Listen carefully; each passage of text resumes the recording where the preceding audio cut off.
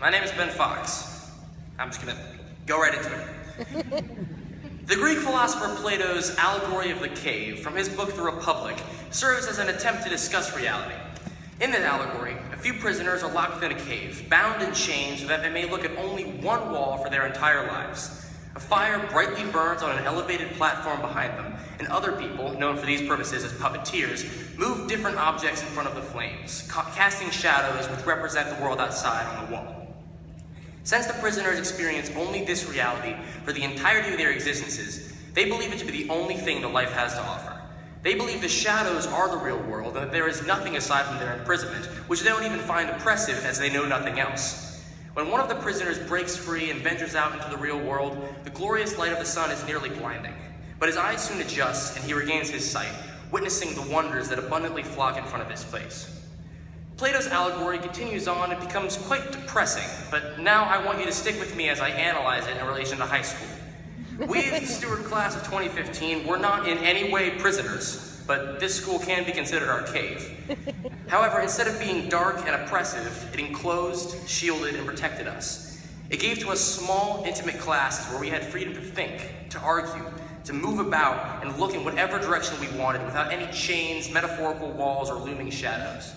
The puppeteers were right in front of us, clearly projecting images of the real world on smartboards and imbuing us with knowledge meant to increase our chances of truly knowing how to survive once we ventured out of the cave. I felt a sense of safety to be radical, critical, and inquisitive in all of my classes at Steward. In Miss Simpson's U.S. History and Government classes, we excitedly plowed through time from foundations in rebellion and Enlightenment philosophy to the trials America faces in the present day, learning of all the glory, scandal, innovation, and change our country has experienced.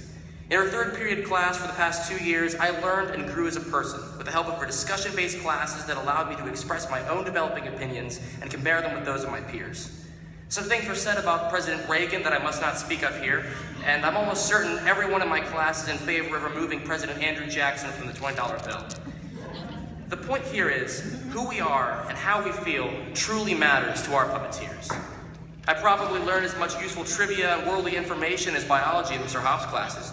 They were filled with discussions that began with science and took us through different dimensions as he told tales of his life, including his forensic science background and his sporadic journey through the educational system. In Ms. Atkinson's biomedical design class, Adam Mickle and I designed and built an incredibly convoluted prosthetic arm that utilized a 3D printer and the scores of woodworking tools in the Bryant Lab.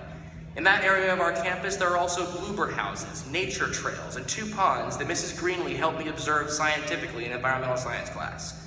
There's a full kitchen in which I was able to make paella and tortilla española with Spanish classes, and authentic pasta with Italian club, with Dr. Highbreder and Senor Fulano guiding me along through these different cultural chasms of our cave.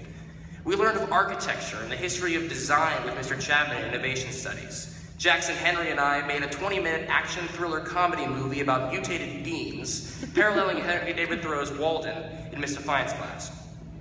We have a professional quality theater, a photography lab complete with a darkroom and desktop Macs for photo editing. Basically, this cave was decked out with some pretty epic technology we were able to use and play with during our time here. Returning to the discussion of puppeteers, it'd be shameful to not mention Miss Jeter, whose tireless efforts are the reason we completed the college process so seamlessly, and who assisted us with staying sane during such a horrible ordeal. And that brings us back to cave metaphors. When each of us takes our final steps out of the Steward School doors and drives, or in Jackson's case, dons a kilt and flies to our next destination, for most of us that will be college, we will not yet be leaving the cave. We still have the overarching support of our parents and families to guide us along, making our impending journeys to college more like stepping into new, grander inner sanctums of our cave in which we have more freedom to move about and test our spelunking skills.